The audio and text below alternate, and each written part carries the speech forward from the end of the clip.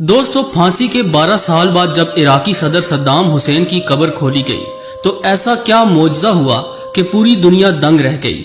आज हम आपको इसी मौजज़े की तफसील बताएंगे, जबकि आपको ये भी बताया जाएगा कि फांसी से कबल सद्दाम हुसैन ने फौजी अफसर से अपना कोट क्यों मांगा और सद्दाम हुसैन को फांसी किसके कहने पर दी गई। ये सब जानने के लिए इस कीमती वीडियो को आखिर तक जरूर देखिएगा, और अगर आप चैनल पर नए हैं तो इसे सब्सक्राइब भी कर लीजिए। तो आइए चलकर मौजू का बाकायदा आगाज करते हैं।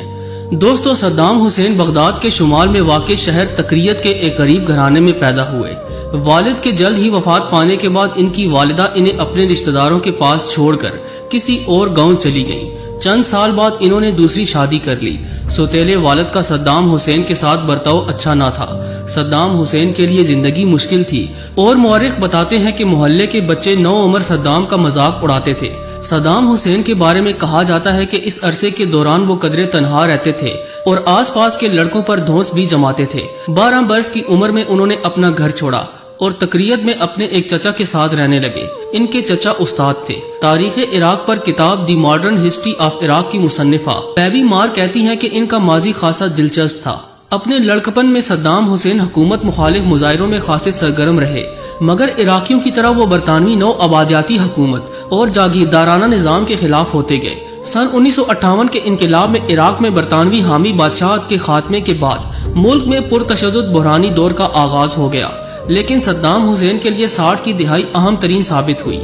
इराकी बाज पार्टी के रुकन की हैसियत से सद्दाम हुसैन पार्टी के एक सीनियर रहनुमा और इनके चचा के करीबी रिश्तेदार अहमू हसन अल बाकिर के मंजूर नजर और करीबी साथी बनने में कामयाब हो गए। सद्दाम हुसैन उस वक्त ना कोई अफसर थे और ना ही फौज का हिस्सा, लेकिन अहमू हसन बाकिर के लिए वो खासे मुफीद काम अंजाम दिया करते। सन 1968 में बाज पार्टी इक़्तिदार में आई तो अहमू हसन अल बाकिर मुल्क के नए सदर बन गए। दोस्तों, सद्दाम हुसैन उस दौर में अहमू हसन के दस्ते रास्त रहे। हुकूमत के अहम और खुफिया काम वो खुद अंजाम देने लगे, जिनमें मुखालिफिन को मंजर आम से हटाना भी शामिल था। इन मुखालिफिन में से कुछ को तो कत्ल कर दिया गया, कुछ जिलावतन और कुछ को चुप करवा दिया गया। इराक के नए सदर अल बाकिर ने इराकी तेल की सनत हुकूमती कंट्रोल में ले ली। इराकी खजाने पर दबाव बढ़ने लगा और हुकूमत ने मुल्क में तरक्की के नए दौर का आगाज किया। देहातों में बिजली पहुँचने लगी, सड़कें और स्कूल बनने लगे। दूसरी जानिब सद्दाम हुसैन के सियासी अज़ाइम बढ़ने लगे और 1979 में इन्होंने अपने मौसन अहमू अल हसन बाकिर से जबरदस्ती इस्तीफा दिलवाया और खुद सदर बन गए। जल्द ही इन्होंने अपनी पार्टी की इनकलाबी कौंसल में अपने और हुकूमत के खिलाफ बगावत की साजिश का इंकिशाफ किया। इस साजिश को मंजर आम पर लाने के लिए सदर सद्दाम हुसैन ने कौंसल के अरकान का एक इजलास तलब किया। इसमें सद्दाम हुसैन स्टेज पर बैठे सिगार पीते दिखाई देते हैं, जबकि बगावत में मुलविस अफराद के नाम की फहरिस्त बाआवाज बुलंद पड़ी जाती है और जिन्हें बारी बारी इजलास से बाहर ले जाकर गिरफ्तार कर लिया जाता है या फिर हलाक कर दिया जाता है। इस इजलास के शुरका जज्बाती अंदाज में बाआवाज़े बुलंद सदर सद्दाम हुसैन को अपनी वफादारी का यकीन दिलाते हैं और नारे लगाते हैं। इसके बाद बास पार्टी की हुकूमत पर सदर सद्दाम की शख्सियत हावी होती गई। अगर कोई सियासी नजरिया बचा तो वो सद्दामिज्म का था। आने वाले बरसों में सद्दाम के सियासी अज़ाइम इराक की हदूद से वाज़े तौर पर बढ़ने लगे। वो खुद को अरब दुनिया का रहनुमा और तारीख में अपने आप को सलाहुद्दीन अयूबी जैसे सिपह सालार के बराबर देखने लगे। बहरहाल इराकी तारीख में इन्हें कामयाब और इंसाफ पसंद सदर के तौर पर लिया जाता है। दोस्तों, सद्दाम हुसैन के दौरे हुकूमत से मुंसलिक एक अहम वाकया ये है कि एक बार सदर सद्दाम हुसैन रात को इराक की सरहदों पर गश्त कर रहे थे तो बहुत दूर से एक बस्ती नजर आई।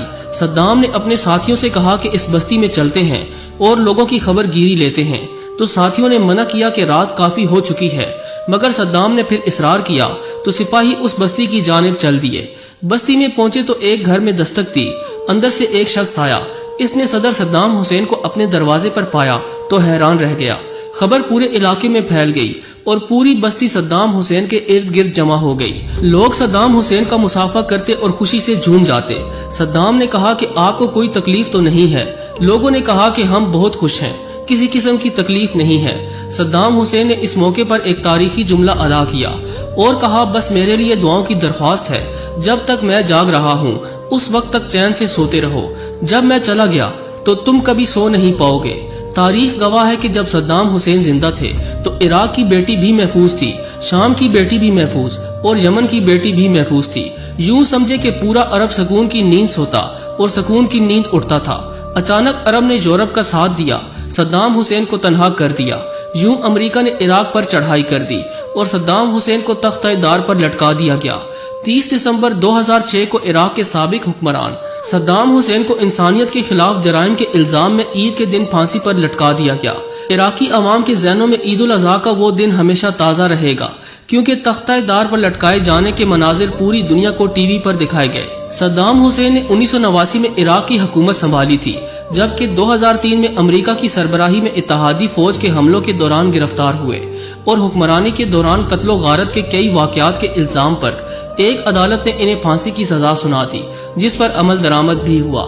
دوستو، کہا جاتا ہے کہ صدام حسین کی پھانسی کے 12 سال بعد جب ان کی قبر کو کھولا گیا تو صدام حسین کی لاش جوں کی توں موجود تھی، یعنی معجزانہ طور پر ان کا جسد خاکی صحیح سلامت تھا، کیونکہ بیشتر لوگ صدام حسین کو شہید تصور کرتے ہیں اور یہ خیال کیا جاتا ہے کہ انہیں ناحق پھانسی دی گئی ہے۔ اسی وجہ سے قدرت نے ان کے جسد خاکی کو بالکل محفوظ رکھا۔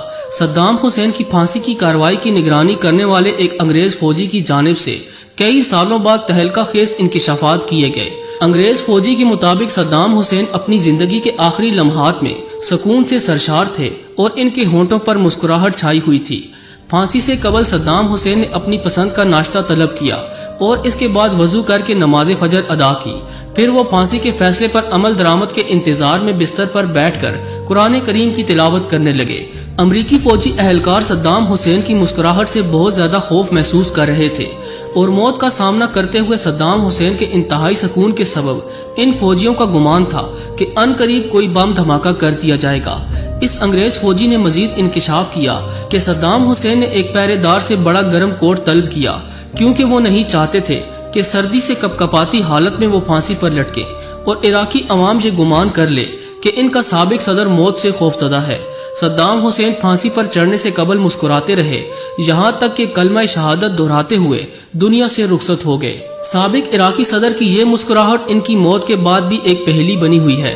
عراقی صدر صدام حسین کی پھانسی کے بعد آگ و خون کی جو ہولی عراق میں کھیلی گئی، اس سے دنیا واقف ہے، اور آج اہل دانش یہ کہہ رہے ہیں کہ جب تک صدر صدام حسین زندہ رہے، امریکہ نے آنکھ اٹھا کر عراق کی جانب نہیں دیکھا، اور آج اسی عراق کو آگ و بارود سے تباہ و برباد کر کے رکھ دیا گیا ہے۔ جی تو دوستو، ویڈیو کیسی لگی کمنٹ ضرور کیجیے گا۔ اگر آپ کو یہ ویڈیو پسند آئی ہے تو اسے لائک کرتے ہوئے دیگر دوستوں سے شیئر بھی کیجیے۔ ایسی ہی معلوماتی ویڈیوز دیکھنے کے لیے